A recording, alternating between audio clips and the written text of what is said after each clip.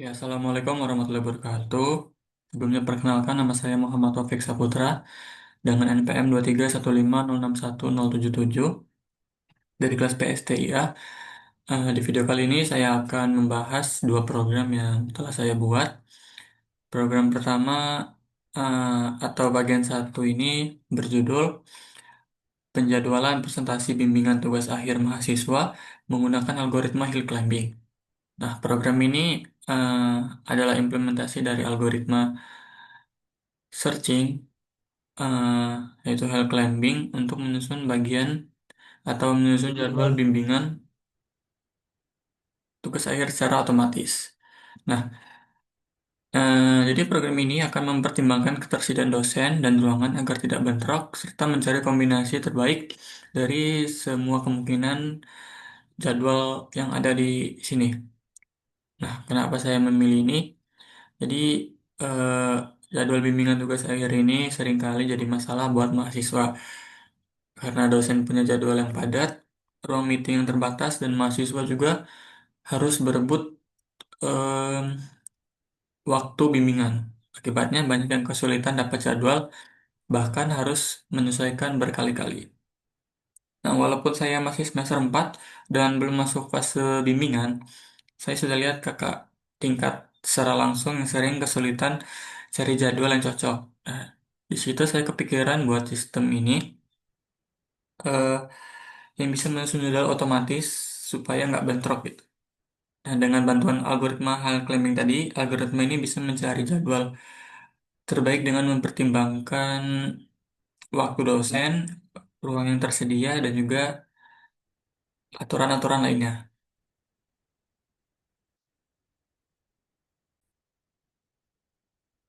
Selanjutnya, di sini saya mempunyai tiga file yang mana dua file ini merupakan source code dari program yang saya buat. Dan untuk bagian menu CSV ini adalah dataset untuk bagian dua ini yang nanti akan saya jelaskan di sesi selanjutnya. Masuk bagian pertama, saya menggunakan import random dan import copy karena import random digunakan untuk membuat solusi awal secara acak karena kita tidak tahu jadwal terbaik di awal.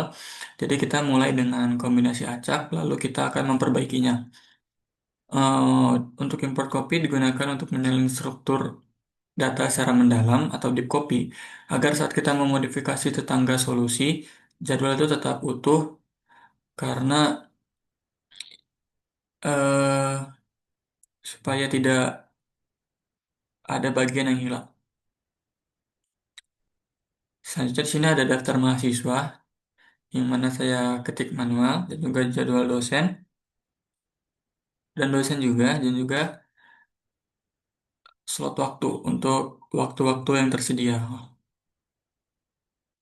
Di sini ada jadwal dosen adalah jadwal dosen yang dimana dosen-dosen itu tersedia misalkan Dokter Budi, Profesor Budi, dia kosong di hari Senin jam 8, Senin jam 9, Rabu jam 10, Kamis jam 8, dan Jumat jam 9. Dan juga ada data entitas ruangan, yang misalnya laboratorium komputer, ruang seminar, aula fakultas, ruang dosen satu, dan ruang sidang skripsi.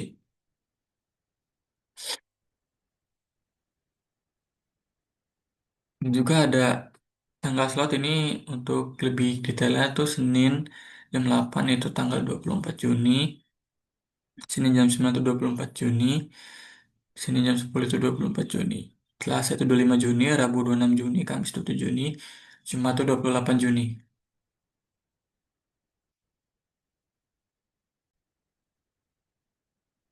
Tanggal slot tadi ini menampilkan informasi akhir supaya data nanti pada output lebih mudah dibaca oleh pengguna. Selanjutnya ada fungsi def generate jadwal. Em, Seperti yang katakan tadi, dalam algoritma head climbing kita membutuhkan solusi awal sebagai titik mula. Nah, karena tidak ada metode langsung untuk mengetahui solusi terbaik dari awal, kita buat jadwal acak secara random, lalu naik perlahan ke solusi yang lebih baik. Mapnya ada di sini saya menggunakan fungsi def evaluasi jadwal. Dev evaluasi jadwal ini saya gunakan untuk mengevaluasi seberapa baik atau buruk sebuah jadwal yang telah digenerate nanti, dan akan menghitung penalti jika dosen jika hasilnya nanti bahwa dosen tidak tersedia di waktu tersebut, dan juga ruangan yang dipakai itu dua orang di waktu yang sama. Nah, kenapa ini penting? Karena tanpa evaluasi ini kita tidak bakal tahu solusi mana yang lebih baik nantinya. Selanjutnya ada fungsi generate tetangga. Di sini fungsinya untuk memperbaiki solusi dengan melihat semua solusi yang hampir mirip atau bisa dibilang tetanggaan. Di sini kita buat semua kemungkinan jadwal baru dengan mengubah satu mahasiswa ke waktu waktu atau ruangan lain. Masuk ke fungsi selanjutnya itu Dev Hive Climbing. Ini adalah fungsi utama dari program ini. Adapun langkah-langkahnya itu pertama kita mulai dari solusi awal, lihat semua tetangga. Jika tetangga ada yang lebih baik, maka kita pindah ke tetangga sana. Jika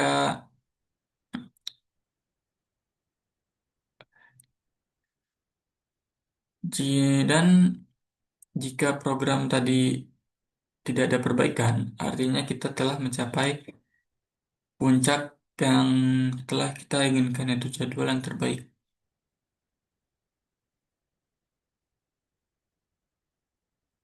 Di sini saya gunakan print untuk mempermudah pembacaan data agar hasil jadwal yang telah dioptimalkan itu bisa dibaca oleh pengguna. Dan juga di sini eh, printnya akan menampilkan mahasiswa, dosen, waktu, tanggal, dan ruangan. Di bagian akhir juga terdapat nilai evaluasi yang menunjukkan total pelanggaran aturan, yang mana semakin kecil maka semakin baik. Baiklah, sekarang coba jalankan programnya. Output ini adalah hasil dari program Python yang bertujuan untuk menjalankan presentasi akhir bimbingan mahasiswa secara otomatis dengan mempertimbangkan tiga hal penting.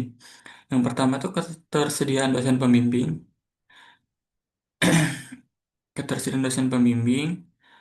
dan tidak ada ruangan yang dipakai secara bersamaan, dan pemakaian waktu yang efisien. Terdapat bagian tabel mahasiswa, dosen, dan waktu.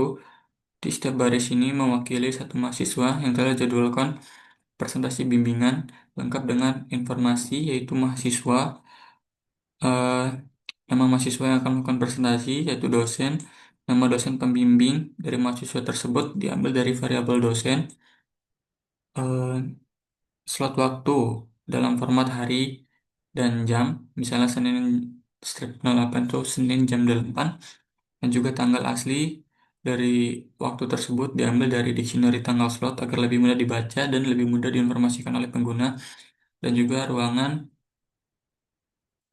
yang akan digunakan untuk bimbingan. Di sini saya ambil contoh baris Taufik. Ini artinya mahasiswa dengan nama Taufik akan bimbingan dengan Profesor Dr. Budi di hari Senin jam 8, tanggalnya 24 Juni, bertempat di ruang seminar. Terus ketika kita scroll ke bawah terdapat nilai evaluasi semakin kecil maka semakin baik. Artinya ini program mengevaluasi semua jadwal menggunakan fungsi evaluasi. Jadi jadwal ini tidak memiliki eh, nol, ya nol atau tidak mempunyai pelanggaran sama sekali. Jadi tidak ada mahasiswa yang jadwalkan di luar jam dosen pembimbing. Tidak ada bentrok di satu ruangan, atau satu ruangan itu dipakai lebih dari satu mahasiswa di waktu yang sama. Jika nol ini maka jadwal terbaik atau optimal yang bisa ditentukan oleh program. Nah, bagaimana output ini dihasilkan? Jadi, program itu pertama akan memulai jadwal secara acak, ruangan dan waktu. Jadi, nantinya setiap kali ada jadwal yang lebih baik, nilai evaluasi lebih kecil. maka algoritma hal climbing ini akan berpindah ke jadwal tersebut.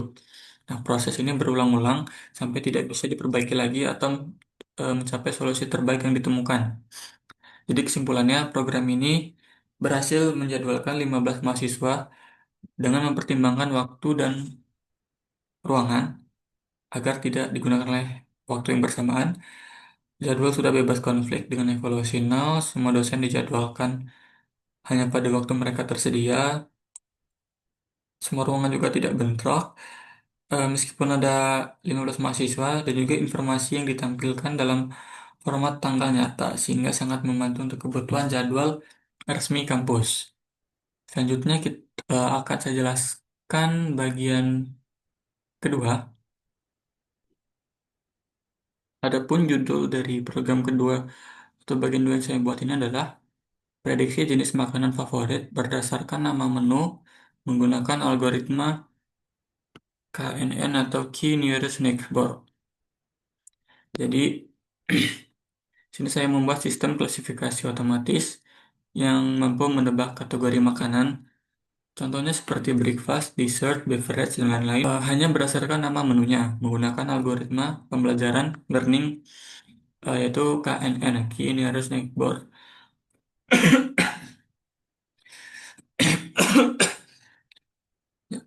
Cara program bagian 2 ini, pertama, membaca dataset dari file menu CSV, yang mana menu CSV ini saya dapat dari Kaggle, yang mana menu-menu di sini adalah data dari menu yang ada di restoran McDonald. Nah, setelah tadi membaca dataset file dari menu CSV, yang berisi nama-nama menu tadi, seperti item dan kategori makanannya, lalu program akan membersihkan dan menyaring data agar hanya menggunakan data yang relevan. Lalu mengubah nama makanan tadi yang awalnya itu teks menjadi vektor angka dengan teknik text vectorization. Lalu melatih model KNN pada data yang sudah diubah menjadi angka tadi. Kemudian menguji akurasi model terhadap data yang belum pernah dilihat sebelumnya. Lalu program akan menjadikan fitur prediksi nama menu baru, misalkan sausage biscuit, dan menghasilkan tebakan kategori secara otomatis, misalnya itu breakfast. Nah, hasil akhir program ini, eh, program akan mengklasifikasikan makanan dengan akurasi 80 sampai 8 atau sampai 100% tergantung parameter dan filtering yang digunakan. Dan juga mampu menampilkan metrik evaluasi secara presisi, auto precision, recall, dan F1 score. Dan dapat memprediksi kategori makanan dari input nama menu yang baru diketik oleh pengguna. Jadi kesimpulannya program ini akan menunjukkan teknik bahwa dengan program learning seperti KNN, sistem komputer ini bisa dilatih untuk mengenali jenis makanan dari hanya nama menunya yang berguna. Mungkin dapat berguna untuk seperti aplikasi sistem rekomendasi restoran, katalog makanan otomatis, atau pengelompokan menu untuk analisis data kuliner. Seperti itu. Lanjut, saya akan membahas source code dari program ini. Yang pertama, saya mengimport Panda itu untuk membaca dan mengolah dataset CSV, juga from fitur text import TFD vectorizer, scala export import key export classifier, scalar model selection import trend test split, from scam import metric classification travel score. Nah, yang pertama tadi ini, TFD vector ID ini untuk mengubah teks menjadi vektor angka agar bisa diproses oleh model machine learning. Lalu key network classifier ini model algoritma KNN yang digunakan untuk klasifikasi. Lalu trend test split ini untuk membagi data menjadi data latih dan data uji. Ini digunakan untuk mengukur performa model evaluasi hasil prediksi. Selanjutnya, dari program terdapat fungsi membaca dan membersihkan data, yang mana ini akan membaca file menu dari CSV dan hanya mengambil kolom, item, dan kategori. Lalu drop nah ini untuk membuang data yang kosong di item dan kategori. Lalu drop duplicate sini untuk eh, menghapus data yang ganda. Dan juga strlen 3 ini lebih dari 3. Buang nama menu yang terlalu pendek agar tidak ambigu saat klasifikasi. Selanjutnya, print contoh data untuk menampilkan 5 data acak dari dataset. Sebenarnya hanya untuk keperluan verifikasi atau debugging. Lalu di sini menemukan atau menentukan fitur dan label yang mana XDF ini untuk item, Y atau ini untuk label kategori jenis makanan. Selanjutnya di sini saya membagi data training dan testing, yang mana ini akan membagi data jadi 80% data dilatih dan extrain menjadi 20% data uji X-test. Juga Stratify Y ini menjaga proporsi kategori tetap seimbang antara data latih dan data uji. Dalam set 42 ini agar hasil pembagian tetap sama saat dijalankan. Selanjutnya terdapat vektorisasi teks dengan text vectorization. Kenapa ini perlu difaktorisasi? Karena komputer tidak bisa langsung mengolah teks, maka teks itu harus diubah menjadi angka terlebih dahulu. DTF, TF-ID Factorizer ini menghitung seberapa sering kata muncul dan juga seberapa unik kata tersebut dalam seluruh dokumen atau inverse dokumen frekuensi. Dengan parameter min df sama dengan 2 ini, hanya kata hanya kata yang muncul minimal itu 2 kali. N-gram range 1,2 ini mempertimbangkan satu kata unigram dan 2 kata beruntun eh, atau bigram. Stopwatch ini English membuang kata-kata umum dalam bahasa Inggris seperti the, and, eh, dan lain-lainnya. Selanjutnya terdapat eh, melatih model QNN di mana eh, NX lima ini model akan melihat 5 menu paling mirip dan memilih kategori eh, prioritas. Dan metric quotient ini menggunakan quotient similarity sebagai ukuran kemiripan antar menu teks yang mana bukan teks jarak Euclidean karena ini lebih cocok untuk teks. Lalu selanjutnya maka setelah data dilatih maka data akan dievaluasi menggunakan eh, hasil Y prediksi dengan label asli yaitu Y test, akurasi store, akurasi score menghitung berapa persen model yang benar. Lalu classification report menunjukkan detail matrix setiap kategori unik seperti eh, precision atau akurat prediksi, recall, seberapa banyak prediksi yang berhasil dikenali, F1 score itu untuk rata-rata harmonik antar prediksi, precision dan recall. Dan di sini saya menggunakan zero division null untuk mencegah error jika terjadi kategori yang tidak diprediksi sama sekali. Karena sebelumnya saya tidak menggunakan ini, terdapat error yang mana terdapat kategori yang tidak diprediksi. Nah, di sini saya fungsi prediksi manual, mana fungsi ini menerima input string nama sausage biscuit, misalnya sausage biscuit. Nah, nama tersebut akan berubah jadi vektor menggunakan vektorisasi transform. Dan lalu model ini akan memprediksi kategori dan vektor tersebut, lalu outputnya nanti akan ditampilkan oleh di layar.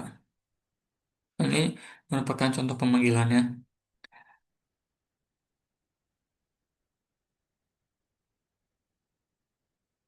Di secara keseluruhan, program ini memanfaatkan machine learning untuk mengklasifikasi makanan berdasarkan nama menunya tersebut dengan memanfaatkan teknik factorization, text factorization tadi untuk mengubah teks menjadi vektor dan algoritma KNN untuk prediksi. Jadi sistem ini dapat memprediksi jenis makanan dari menu baru digunakan dalam eh, biasanya digunakan dalam aplikasi restoran, sistem rekomendasi, ataupun manajemen katalog makanan. Oke, selanjutnya saya coba jalankan program ini.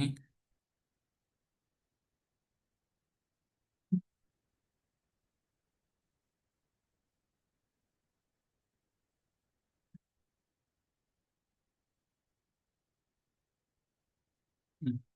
Oke, terdapat output dimulai dari contoh data yang berisi kategori dan item, yang mana ini hanya untuk menunjukkan 5 sampel secara acak dari dataset menu CSV tadi dengan dua kolom utama itu kategori dan item.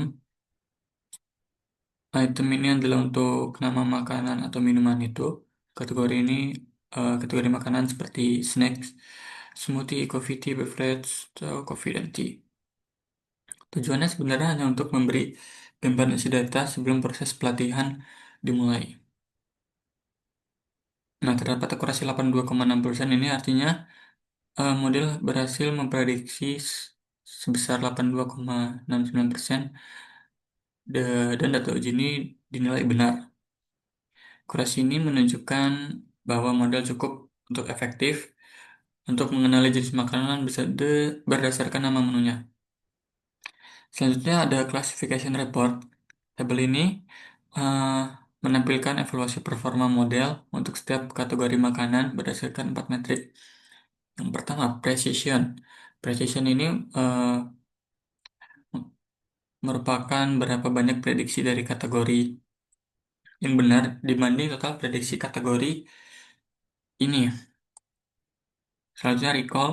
Seberapa banyak data kategori yang berhasil dikenali dengan benar oleh model. F1 score ini rata-rata harmonik dari precision dan recall atau nilai keseimbangannya. Dan juga support ini hanya jumlah data uji dari kategori tersebut. Oke, misalkan contoh baris ini beef pork, precisionnya itu 1, berarti model memprediksi 1 dengan benar dan recall 0,3. Jadi semua prediksi kategori ini benar, karena precisionnya 1, F1 score-nya rendah karena recall-nya rendah. Oke.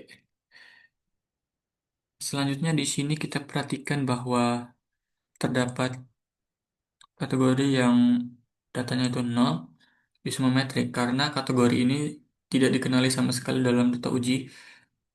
Mungkin bisa disebabkan karena jumlah datanya itu sedikit atau mirip dengan kategori lain. Seperti dasar ini seperti kategori snack and side mungkin mirip. Nah, terdapat sebuah kategori yang sangat dominan dengan super 19, berarti kategori ini diuji oleh 19 kali dengan recall 1. Itu artinya semua data di coffee dan tea ini benar telah dikenali. Selanjutnya salad smoothies, smoothies and shakes, juga salad, saat semua metriknya 1, maka berarti model ini bisa mengenali kategori dengan sempurna meskipun jumlah datanya itu sedikit, yang mana salad itu hanya 1, smoothies itu hanya 6. Nah, terdapat rangkuman akurasi, di mana akurasi ini total prediksi benar dibagi dengan total data uji yaitu 83%. Lalu makro average ini rata-rata semua kategori tanpa mempertimbangkan jumlah datanya. Lalu weighted average ini rata-rata dari semua kategori diperhitungkan proporsi jumlah datanya. Selanjutnya prediksi manual tadi karena saya memasukkan atau menginput, atau menginputkan prediksi menu untuk menu 3 menu ini, maka coklat chips and cookie ini termasuk prediksinya kategori coffee and tea, menu big breakfast itu hot cakes ini breakfast, dan sausage biscuits ini termasuk kategorinya itu breakfast.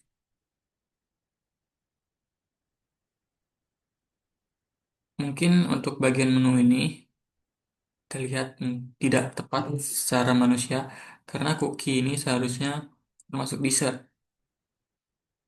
Tapi model ini memutuskan bahwa coklat chip cookie ini termasuk prediksi kategorinya untuk coffee anti karena mungkin prediksi menu ini sering muncul.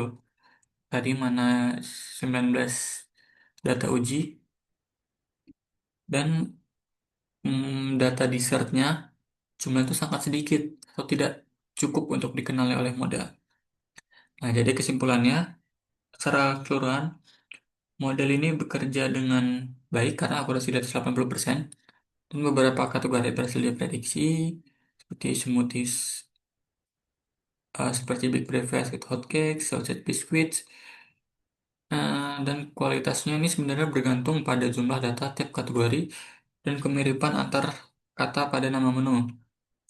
Ya, jadi sistem ini bisa digunakan sebagai sebagian besar untuk rekomendasi makanan pada restoran, pengembangan katalog, dan juga aplikasi kuliner berbasis teks. Mungkin itu saja penjelasan dari program